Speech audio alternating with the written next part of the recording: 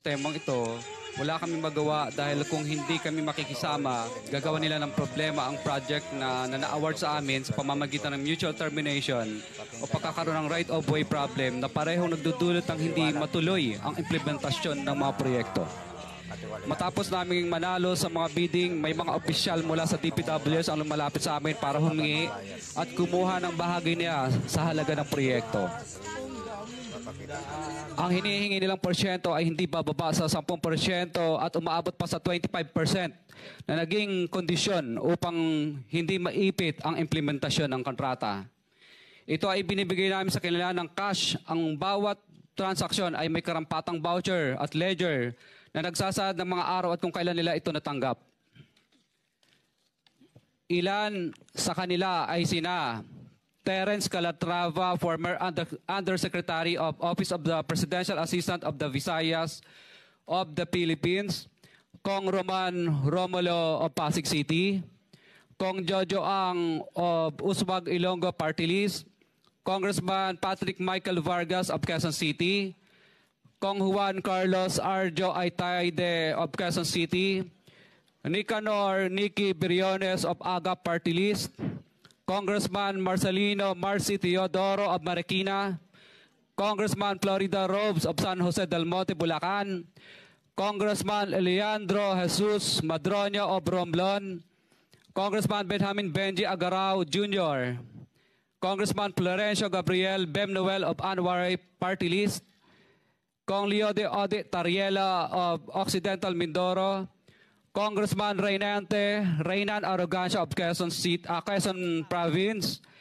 Kong Marvin Rillo of Quezon City, Kong Teodoro Haresco of Aklan, Kong Antonieta Yudela of Zamboanga, Sibugay, Kong Dean Asisio of Caloocan, Kong Marivico Pilar of Quezon City. 21. Mayroon ding mga kinatawa ng ilang politiko na nakikipagtakbo sa amin upang manghingi ng porsyento kapalit ng mga porsyento ng mga proyekto. Ang mga porsyentong ito ay 25% ay ipinipilit sa amin bilang karaniwang kalakaran na wala akong kakainang tanggihan. Ilan sa kanila ay sina Regional Director Eduardo Virgilio of DPW's Region 5, Director Ramon Ariola III of Unified Management UPMO, District Engineer Henry Alcantara, DPW's Bulacan First, Undersecretary Robert Bernardo, District Engineer Aristotle Ramos of DPW's Metro First, Pasig City, District Engineer Manny Bulusan of DPW's North Manila Deo, District Engineer Edgardo C. Pingol of DPW's Bulacan Subdeo, District Engineer Michael Rosaria of DPW's Quezon Second Deo. Karamihan sa mga kawani ng DPWs na nabanggit sa itaas ay paulit-ulit na binabanggit ang delivery ng pera ay para sa kay Saldico na dapat at least 25%. Si Kong Marvin Rillo naman ay ilang beses na binabanggit ang pangalan ni Speaker Martin Romualdez bilang kanyang malapit na kaibigan. 25. Sa tuwing umiinom kami sa Wine Story, sa BGC at sa Shangri-La Mall, sinasabi pa ni Kong Rillo na lahat ng kanyang request para sa pondo ay galing pa mismo sa unprogrammed funds at insertion na inaaprubahan ni Speaker. Ang tao ni Marvin Rillo na si Bogs Magalong ang pumupunta sa amin para kunin ang pera sa aming opisina o sa Wine Story. Si Kong Jojo Ang naman, lagi ring binabanggit sa lahat ng project sa kanya ay papondo ni Speaker at ni Saldico. Mataas ang hinihingi sa project, dagdag pa niya, hindi naman lahat ng pera ay para sa kanya, kundi para kay Speaker at kay Saldico. Sa lungsod ng Pasig naman, lumapit sa akin ang DPW's project engineer na si Angelita Garucha para kolektahin ang parte ni Kong Roman Romulo sa flood control projects noong 2022. 28, number 28. Pagdating ng 2025, si District Engineer Aristotle Ramos ang sumunod na nagpakilala na bagman ni Kong Roman Romulo kung saan 30% ang kanyang hiningi ay para kay Kong Roman Romulo.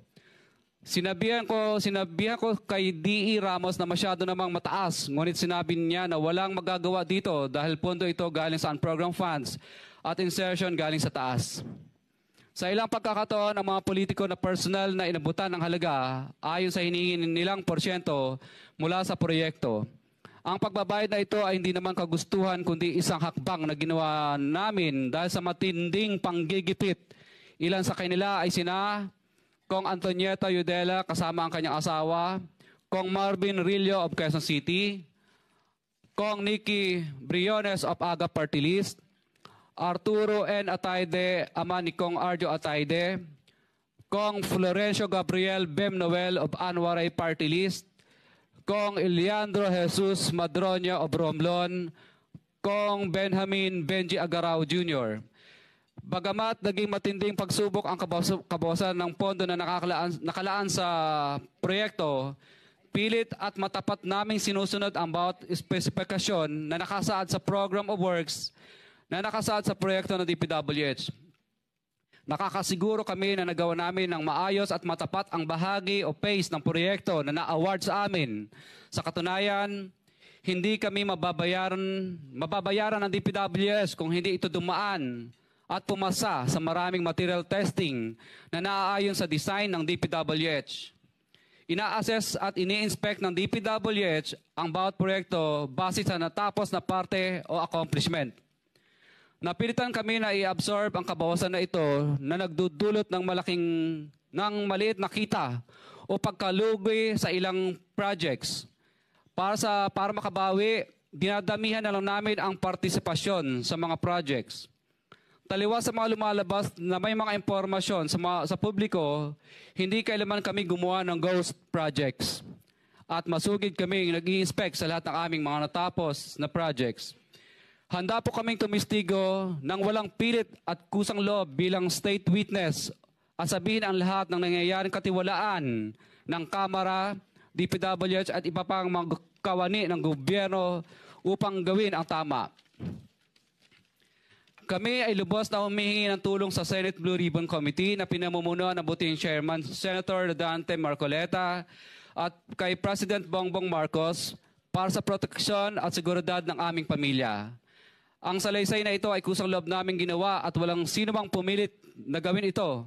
Sa katotohanan ng lahat ay nilagdaan namin ang salaysay na ito ng kusang loob at walang pumipilit. Sign, Pacifico of Vizcaya, nagsasalaysay. Notaryado po. For the record, this sworn statement was notarized by a certain Attorney Reynaldo